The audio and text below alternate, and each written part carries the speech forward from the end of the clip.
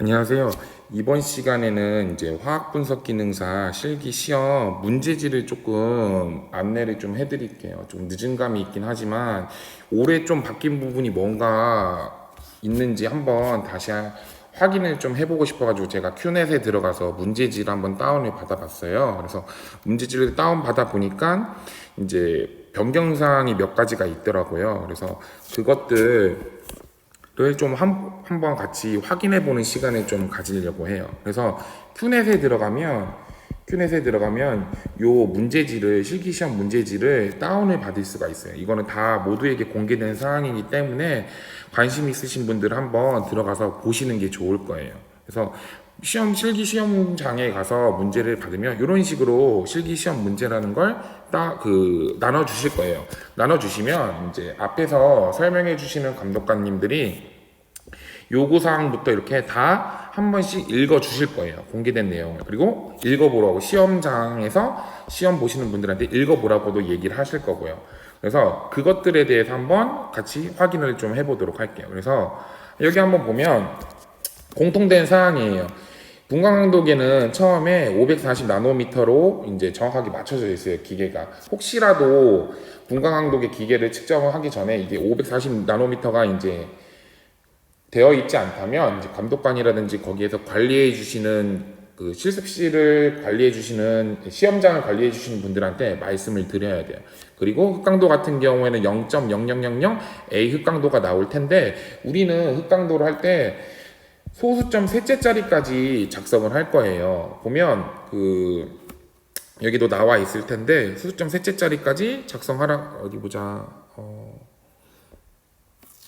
소수점 셋째짜리까지 작성하라고 문제지에 나와 있어요. 대부분 다 이런 식으로 소수점 셋째를 반올림해서 두째까지 구해야 하나, 개결 문제에서 소수점에 대한 요구사항이 있을 경우 그 요구사항에 따라야 한다. 그래서 문제별로 뭐 요구사항에 따라서 다 작성을 하는데 우리가 여기 작성할 때는 소수점 셋째짜리까지가 기본일 거예요. 기본이. 그래서 또 한번 여기 또 읽어볼게요. 그래서 분석 장비 분광강도계가 540 나노미터를 정확하게 맞춰져 있는지 시료 희석용 순수 용액을 사용하여 분석하였을 때 0.000A를 정확하게 나타내는지 확인하시오. 그리고 지급된 표준 용액 과망간산 칼륨 용액을 가지고 블랭크 5, 10, 15ppm의 농도로 100ml 메스플라스크를 이용하여 조제한 후 이 용액을 지급된 흡수셀로 흑강도를 측정하여 답안지 1의 흑강도를 측정해 작성하시오 나와 있는데 이게 요 부분이에요. 이쪽에. 지금 저희가 옛날 문제여가지고 저희가 숫자가 좀 달라져 있는데 이게 1번이라고 생각을 하시면 돼요. 그래서 요 란이 방금 전에 설명한 란이에요. 그래서 농도 ppm 쓰고 블랭크 5ppm, 10ppm, 15ppm 쓰는데 블랭크 같은 경우에는 0.000이에요. 순수 중류수를 넣고 측정을 하면 0.000으로 측정이 될 거예요. 넘어가서 그리고 미지시료 흑강도 측정 지급된 미지시료를 농도 20에서 80 범위에 있음이라고 나와 있잖아요. 20에서 80 ppm 범위에 있다라고 하면 우리가 희석을 할 때 10배에서 5배 정도 희석을 해주면 돼요. 무슨 의미냐면 얘가 예를 들어서 문제가 80ppm이라는 걸 나올 거예요. 근데 이거를 10배를 희석을 하면 어떻게 되겠어요? 얘가 80ppm이 아니라 8ppm이 되겠죠. 이런 의미예요. 그래서 우리가 지금 문제를 보니까 20에서 80 범위에 있다는 것은 20도 나올 수 있다는 소리예요. 20도. 근데 여기서 중요한 포인트는 뭐냐면 20ppm이 문제로 나오면 10배를 희석했을 때는 2ppm이 돼버려요.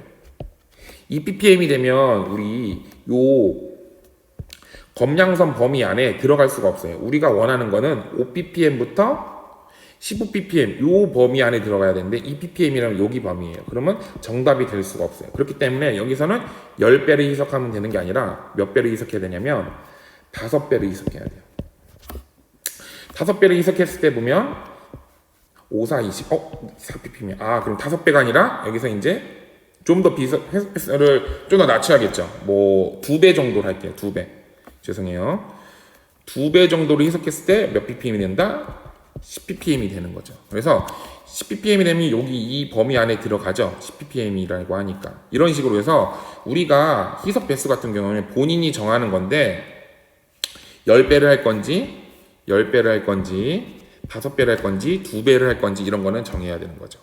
그래서 희석을 할 때도 보면 사실 운이긴 하지만 20ppm이 나온 경우는 거의 없어요. 거의 막 55ppm부터 뭐 80ppm 요 사이까지 문제가 미지시료가 많이 나오긴 하거든요. 그래서 대부분 10배를 희석하면 돼요. 그래서 10배를 희석할 때는 몇 ml 피펫을 사용한다?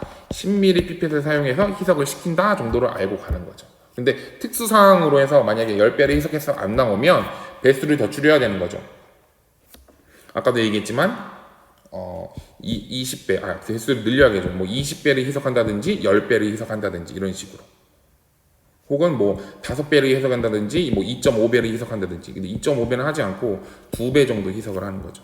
그래서 다시 한번 정리해서 말씀드리면 예를 들어서 20ppm이 나왔을 때는 10배 희석은 안 되고 몇 배 희석? 2배 정도 희석을 하면 된다. 2배 정도. 2배 정도 희석을 하면 몇 ppm이 나오냐면 10ppm이 나오겠죠. 이게 x가 아니라 동그라미. 2배 정도 희석을 하면 20ppm이 나왔을 때 10배를 희석하면 안 되고. 만약에 뭐 또 희석 방법을 알려달라고 하면 이제 2배를 희석하는 거잖아요. 2배를 이렇게 생각하시면 돼요. 우리가 10배를 희석했을 때는 몇 ml 피펫을 사용한다? 10ml 피펫을 사용한다. 우리는 몇 ml 플라스크죠? 100ml 플라스크예요. 이런 식으로 뭐 생각을 하고 계세요. 그러면 10 곱하기 10은 100이잖아요. 그러면 여기에는 얼마로 곱하면 100이 나온다? 50ml를 넣으면 100이 나온다. 라고 생각을 하시면 돼요. 그래서 2배를 희석을 시킨다. 나는 2배를 희석시킬다 할 때는 몇 ml를 넣어서 희석을 시키면 되냐면 50ml를 넣어서 희석을 시키면 되는 거예요. 잠깐 옆으로 조금 새긴 했는데 그래서 또 계속 해볼게요. 그래서 농도는 20에서 80 범위에 있고 희석 작업과 흑강도 측정은 횟수 제한이 없다. 흑강도의 50, 15의 안에 들도록 적절히 희석하여 흑강도를 측정하여 답안지 흑강도 측정에 작성하시오. 나와 있어요. 그래서 보면 우리 표준 용액은 한 번이에요. 여기 블랭크 50, 15 요거 측정하는 거는 한 번만 측정할 수 있어요. 근데 미지시료 같은 경우에는 만약에 범위 안에 들어가지 않으면 이 값이 범위 안에 들어가지 않았다. 그러면 이곳에 다시 여러 번 측정을 할 수가 있는 거죠. 이런 의미예요. 여기 나번하고 답은. 그리고 라로 갈게요. 라. 분석 그래프 작성. 아래의 조건에 모두 부합한 그래프를 답안지를 작성하시오 라고 나와 있는데 여기 지금 선생님이 조금 쭉 읽어보니까 쭉 읽으면 이 내용이 조금 바뀐 것 같아요. 세로축에 화살표로 표시하고 그 값을 그래프 용지 좌측에 기록하시오. 여기 보면 이 흑강도 값이 0.168이잖아요. 0.168을 이쪽에 썼어요. 그게 아니라 어디에다가 이곳에 이쪽에 화살표를 표시하고 0.168을 작성을 하라 이런 의미인 것 같아요. 그리고 아래 보면 그 가로축에 화살표를 표시하고 그 값을 소수점 둘째 자리까지 읽어 기록하시오 나와 있잖아요. 얘도 마찬가지예요. 여기는 지금 선생님이 소수점 첫째 자리까지 썼는데 이거를 소수점 둘째 자리까지 쓰라는 거죠. 둘째 자리까지 쓰면 1.60 ppm 이렇게 작성을 하라라는 의미 같아요. 이 문제를 읽어봤을 때 여기 이 문제지를. 그래서 미지시료 흑강도 측정값을 세로축에 화살표를 표시하고 그 값을 그래프 좌측에 표시했죠. 여기 보시면 표시했죠. 그리고 가로축에 평행한 점선을 검정선과 접하게 그리고 접점에서 세로축과 평행한 점선을 그려 가로축 값에 해당하는 점을 가도로 하단 화살표로 표시하고 그 값을 몇째 자리까지 소수점 둘째 자리까지 읽어 기록하시오. 그래서 소수점 둘째 자리까지 읽어 기록을 한 거고요. 보이시죠? 넘어가도록 할게요. 그래서 그리고 지급된 미지시료 농도가 표준 용액으로 몇 배 희석했는지 계산하시오. 계산 같은 경우에는 이쪽이에요. 계속 이쪽 미지시료 몇 배 희석했다, 뭐 5배 희석했다, 뭐 2배 희석했다 이쪽이에요. 또 유의사항 또 보도록 할게요. 유의사항을 쭉 읽어보다 보면 뭐 이게 기본적으로 연필은 되도록이면 사용하면 안 되고 빨간색, 청색 기구 등 뭐 작성을 하는데 0점 처리되오니 불이익을 당하지 않도록 주의하시오 해서 검정색으로만 작성을 해라. 이렇게 얘기하는 것 같고요. 그리고 틀린 부분은 두 줄 긋고 다시 작성하는 거고, 그리고 계산 문제는 반드시 계산 과정과 답란에 계산 과정과 답을 정확하게 기재하고 계산 과정이 틀리거나 없는 경우는 0점 처리된다. 이거예요. 이 계산 과정이 없으면 계산 과정에서 0점 처리가 된다는 거.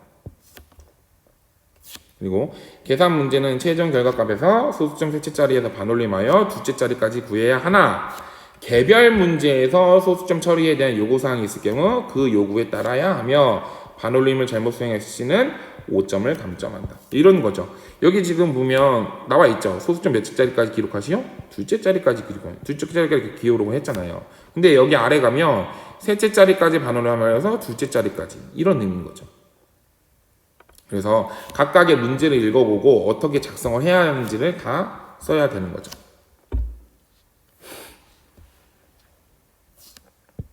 그리고 지금 보면 아까도 나왔지만 확강도를 0.000A로 정확하게 나타내는지 확인하고 하는데, 지금 시험장에서 대부분 이게 소수점을 셋째 자리까지 쓰잖아요. 이 넷째 자리까지 쓰라 안 쓰라는 거를 지금 이걸 봤을 때는 제가 지금 잘 확인이 안 돼요.